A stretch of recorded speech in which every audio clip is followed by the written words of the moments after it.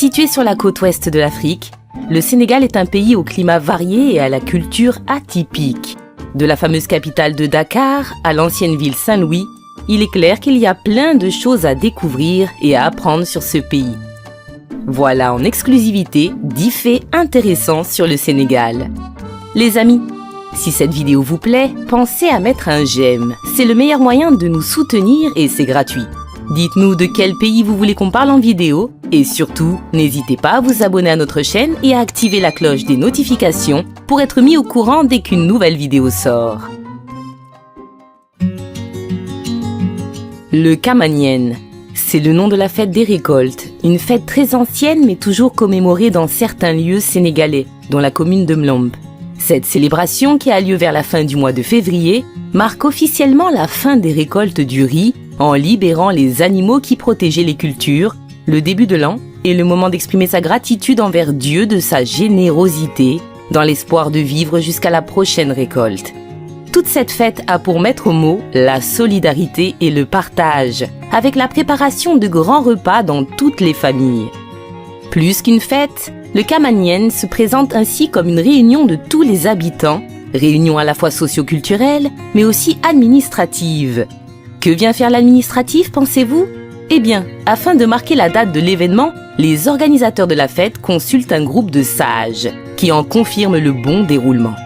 L'annonce officielle se fait alors par un chant très spécifique. La fête de la récolte se termine alors, après plusieurs jours, sur un grand combat de lutte traditionnelle, opposant des jeunes pour mettre en avant leur courage. La tradition veut aussi que l'on présente les couples qui se marieront cette année. La cuisine.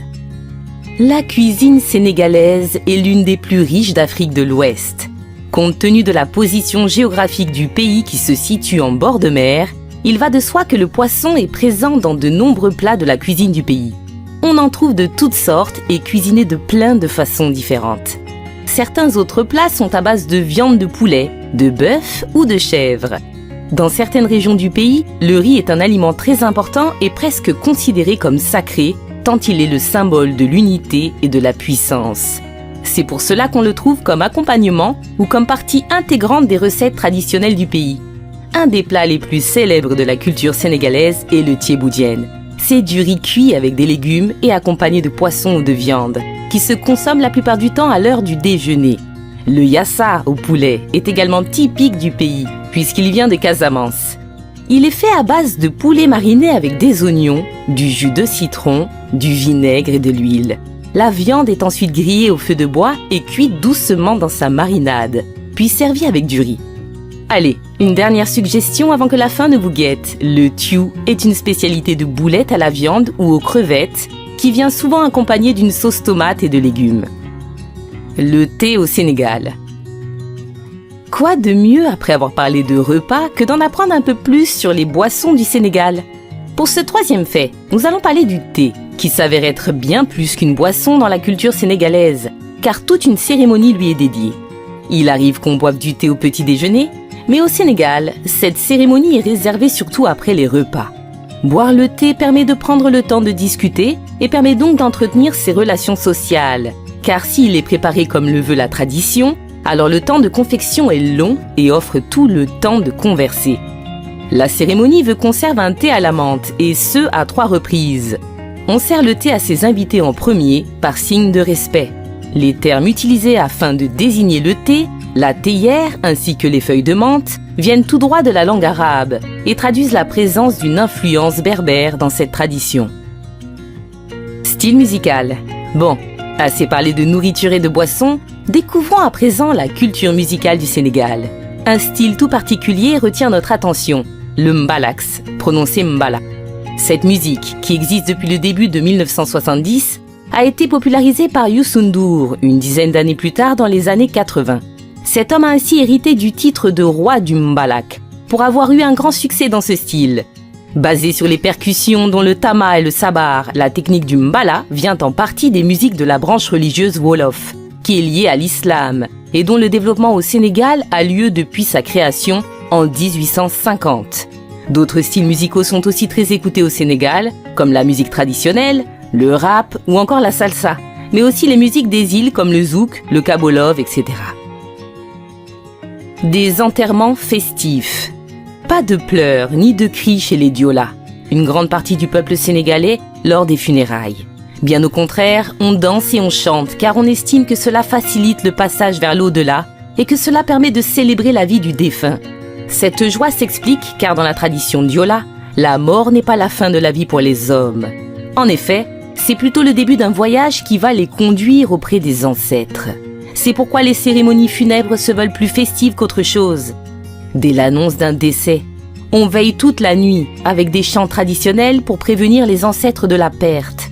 Et dès le lendemain, toute la journée est dédiée à la danse et aux chants qui vantent les mérites de la personne disparue. La dépouille est alors sortie de la maison et emmenée dans un cercueil par 4 porteurs qui performeront des pas de danse. Pendant cette cérémonie, des cadeaux sont offerts aux morts, ou plutôt à son âme, afin de l'accompagner dans l'au-delà.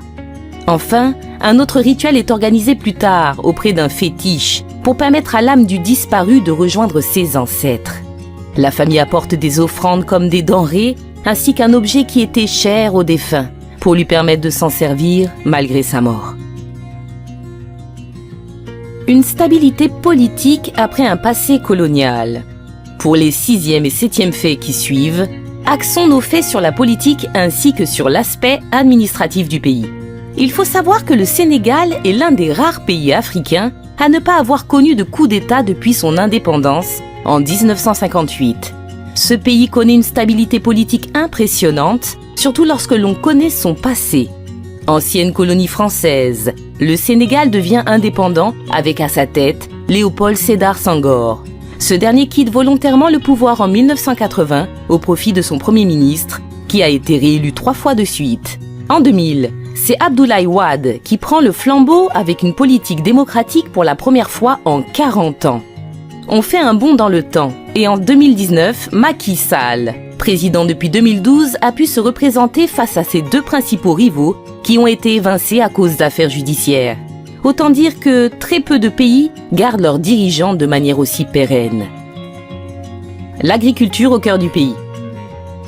Le Sénégal connaît un grand potentiel agricole avec près de 4 millions d'hectares de terres cultivables, soit 19% du territoire et une politique de renforcement qui tend vers l'autosuffisance alimentaire notamment.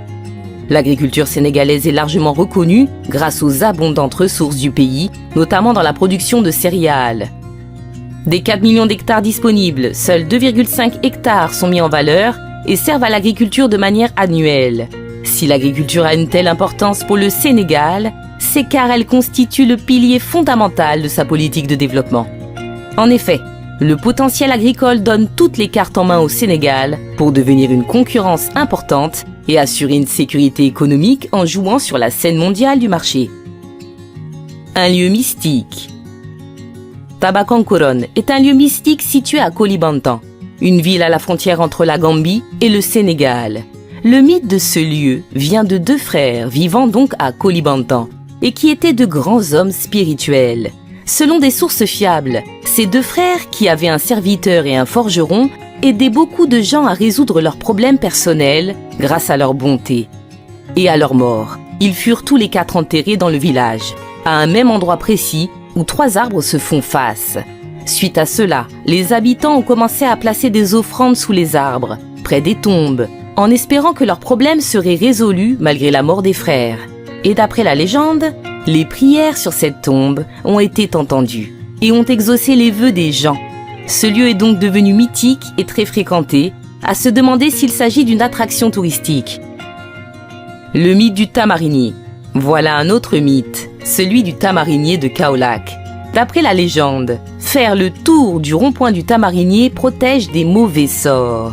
Cette croyance n'est pas si ancienne, car elle nous vient de 1919. À cette époque, un homme très fatigué d'une longue marche, Mbuntuso, décida de s'arrêter sous un arbre pour se reposer. Mais il fut réveillé mystérieusement. Lorsqu'on a voulu abattre l'arbre, du sang aurait giclé de celui-ci. Le lendemain, ceux qui avaient donné des coups de hache pour couper cet arbre ont tous fini par mourir mystérieusement. La souche de ce tamarinier a été laissée telle qu'elle et un rond-point a été construit autour depuis. Ce mythe persiste dans le quartier, bien qu'elle ne soit plus très populaire. Le secteur minier.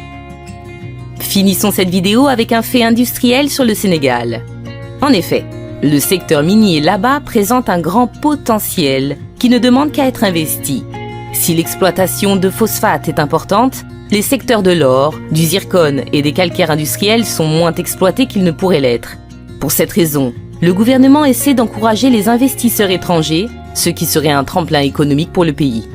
Les sous-sols du territoire sont très riches et renferment des ressources comme des métaux précieux tels que l'or, des minéraux lourds comme le titane ou le zircon, et des métaux de base comme le cuivre, le chrome ou encore le nickel. Mais ce n'est pas tout.